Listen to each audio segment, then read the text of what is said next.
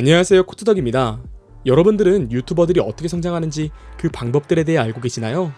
저처럼 스스로의 힘으로 컨텐츠를 제작해 조금씩 구독자를 모아가는 사람들도 있고, 유명 유튜버의 도움을 받아 한 번에 크게 성장하는 사람들도 있으며, 유튜브 알고리즘에 의해 특정 영상이 떡상하거나 각종 커뮤니티의 이름이 알려져 급격한 성장을 이루어낸 유튜버들도 있습니다. 아마 이런 사례들을 듣고 여러분들도 떠오르는 몇몇의 유튜버들이 있을 거라 생각되는데, 이처럼 물 들어올 때 노젓는다는 표현에 걸맞는 떡상의 기조를 겪었던 많은 유튜버들이 있어 왔는데요. 그 중에서도 지금까지 해당 유명세를 꾸준히 이어오는 유튜버들도 있지만, 이런 유명세가 그저 한순간의 영광에 불과해 지금은 잊혀져가는, 현재는 그때와 같은 인기를 얻지 못하는 안타까운 유튜버들도 있습니다. 오늘은 떡상을 겪었지만 현재는 잊혀져가는 유튜버들과 떡상을 제대로 활용한 유튜버들 두 그룹을 비교해 이들이 어떤 차이가 있었는지, 또 유명세가 하락한 유튜버들은 어떤 문제점이 있었는지를 알아보고, 이를 통해 떡상을 겪었을 때 흔들리지 않고 노젓는 방법을 코트덕과 함께 알아봅시다. 해당 영상에서의 떡락 과정에 대한 분석은 코트덕의 주관적인 생각이 포함될 수 있으니 영상 시청 시 참고해 주시기 바랍니다.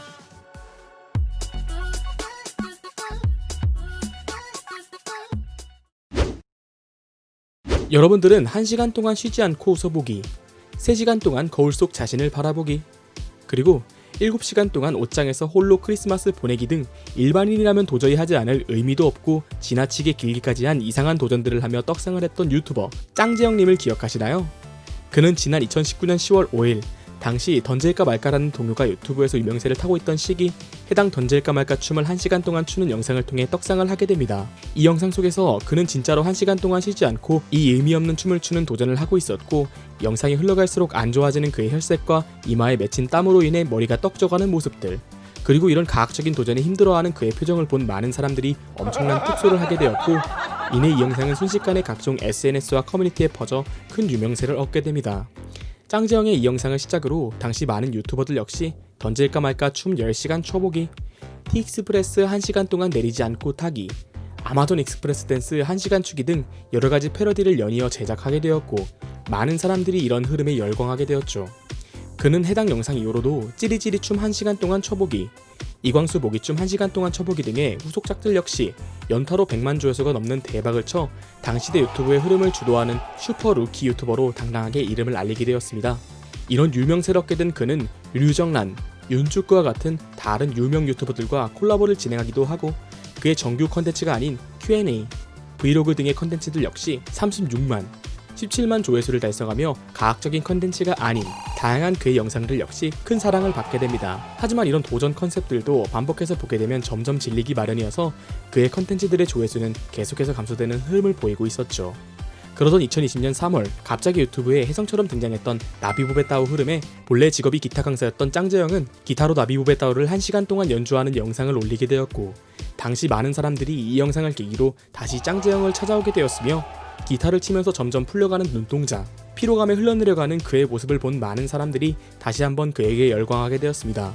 그렇게 던질까 말까와 나비보베따오라는 남들은 한 번도 겪기 어려운 떡상을 2번이나 겪고 20만 구독자를 달성하게 된 짱재영은 이후로도 도전이라는 컨텐츠를 계속해서 진행했지만, 바뀌지 않은 컨셉과 반복되는 컨텐츠들은 사람들 사이에서 더 이상 신선함을 주지 못했고, 결국 그의 인기는 빠르게 식어가기 시작했습니다. 이런 인기의 하락 흐름 속에 갑자기 짱재영은 휴식을 하겠다는 말을 커뮤니티에 남기고 약 1달간의 휴식기를 갖게 되었는데, 빠르게 변화하는 유튜브 시장 속에서 휴식기까지 가진 짱재영은 더욱더 사람들 사이에서 잊혀지게 됩니다. 결국 2주 전 올렸던 짱재영의 영상은 3만 조회수라는 23만 구독자를 보유한 채널치고 상당히 처참한 성적을 보여주고 있고, 지난 열흘간 2,000명의 구독자가 감소하게 되었으며, 짱재영의 채널은 하루 약 5천 조회수를 간신히 달성하며 23만 구독자를 보유한 채널이 무색할 정도의 초라한 성적을 보여주고 있습니다.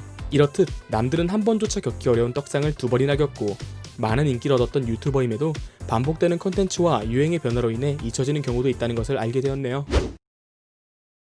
윤쭈꾸는 활동력 풍만한 에버랜드 직원으로 유명세를 얻었던 18만 구독자를 보유한 유튜버입니다. 에버랜드의 놀이기구인 아마존 익스프레스의 캐스트로 근무하던 그는 아마존 익스프레스에서만 볼 수 있는 독특한 춤 사이를 영상으로 찍어 자신의 유튜브에 업로드하게 되었고, 이 엽기적이고 독특한 춤 영상이 각종 SNS와 커뮤니티로 퍼져 많은 사람들에게 인기를 얻게 되었습니다. 이를 통해 활발한 관종 에버랜드 직원이라는 타이틀로 사람들 사이에서 점점 이름을 알려가던 그에게 인생에 둘도 없을 엄청난 떡상의 기회가 찾아오게 됩니다. 이 떡상의 기회는 바로 워크맨 출연으로 383만 구독자를 보유한 워크맨 채널의 에버랜드 알바편에 그가 출연하게 되는 것이죠. 해당 영상에서 윤주꾸는 거의 단독 출연이라고 불러도 될 정도의 엄청난 분량을 출연하였는데, 이 영상의 2분 50초부터 7분 50초까지 약 5분간 장성규에게 선배로서의 팁과 아마존 익스프레스의 춤을 가르쳐주고 특유의 활발함을 적극적으로 어필하였으며, 이후 출연자인 장성규와 함께 단둘이 구내 식당에서 식사를 하면서 장성규가 사적으로 형 동생하고 싶다며 번호까지 교환하게 되었습니다.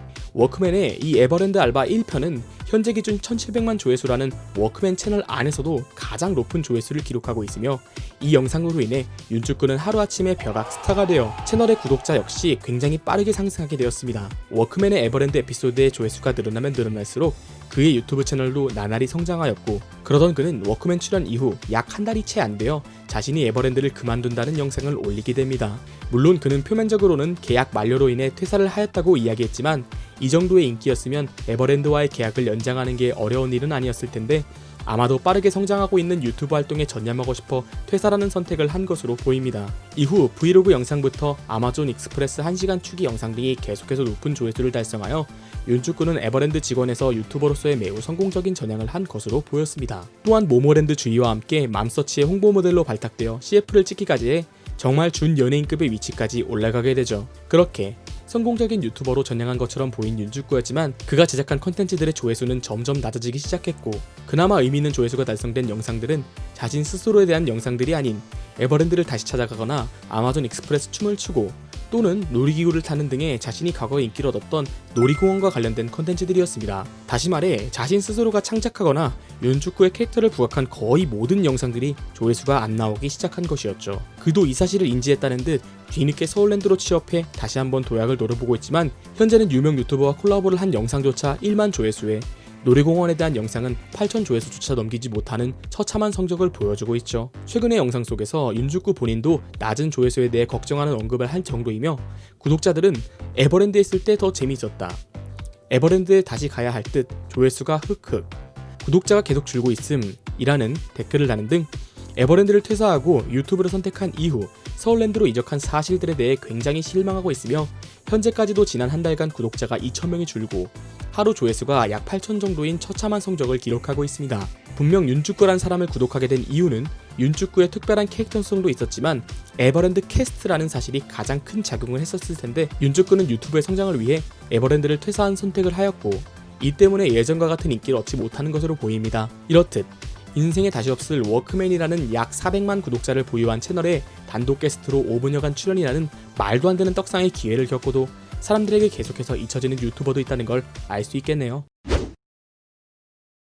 앞서 짱지현과 윤주꾸의 사례는 떡상의 기회를 갖고도 잊혀지게 된 유튜버들의 사례라면, 이번에는 떡상을 겪고 이를 그저 한 시대의 흐름으로 남겨두지 않고 물 들어올 때 열심히 노를 저어 유명 유튜버로 굳어진 사례에 대해 얘기해보겠습니다. 지난 3월 그 바이러스로 인해 학교나 학원 등에서 대면 강의를 진행하지 못하게 되자 많은 선생님들이 온라인 강의를 실시하게 되었고, 서울의 정예학원이라는 수학학원의 강사 장현우 선생님은 당시 유튜브 라이브를 통해 학원생들에게 온라인 강의를 진행하게 됩니다. 하지만 그의 방송에는 학원 학생들이 아닌 유튜브를 떠돌던 많은 시청자들이 갑자기 유입되게 되었고, 빠르게 올라가는 채팅창과 드립들에 놀란 장현우 선생님은 타고난 방송 진행 능력을 보여주며 시청자가 200명이 넘으면 롤을 하겠다는 이야기를 하게 됩니다. 이를 본 많은 사람들은 해당 방송의 주소를 열어 커뮤니티에 퍼날라 시청자를 모으게 되었고, 시청자가 200명에 가까워지자 실제로 장현우 선생님은 수업을 접고 대한민국 인터넷 강의 역사상 유일하게 남을 장면인 학원 프로젝트를 칠판에 쌓아 롤을 하는 방송을 진행하게 됩니다. 이 사실은 각종 커뮤니티에 퍼져 사람들이 점점 더 해당 방송에 몰리게 되었고,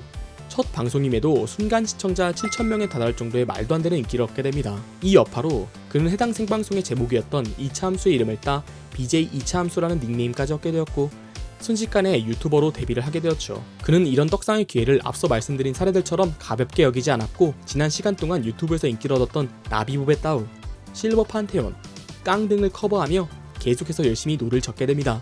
또한 자신 혼자서 컨텐츠를 짜기보다 더 다양한 지원을 받으며 신선한 컨텐츠를 제작하기 위해 과감하게 다이아TV MCN에 소속되게 되었고, 자신의 강의 편집 영상을 재미있게 올려가며 결국 구독자 10만 명을 달성해 10만 명 공약이었던 헤드스핀까지 하는 등 한순간의 떡상이라는 기회를 완벽한 캐릭터성을 가진 유튜버로서의 데뷔로 승화시키며 현재까지도 많은 인기를 얻고 있습니다. 또한 최근에는 게임 리그 오브 레전드를 수학과 연계해 문제를 출제하는 자신만의 컨텐츠를 제작해 엄청난 호응을 얻고 있으며 BJ 이차함수의 사례처럼 떡상했다고 캐릭터의 편승에 브이로그를 하거나 기획력 없는 컨텐츠를 하는 것이 아닌 늘 고민하고 어떤 컨텐츠를 할지 기획을 해야만이 떡상의 흐름을 굳힐 수 있다는 것도 알게 되었네요. 오늘은 떡상을 겪었지만 잊혀져버린 유튜버들과 그들이 왜 그런 안타까운 결과를 갖게 되었는지, 그리고 반대로 떡상을 겪고 이를 완벽히 굳힌 사례와 어떻게 굳히게 되었는지를 알아보았습니다.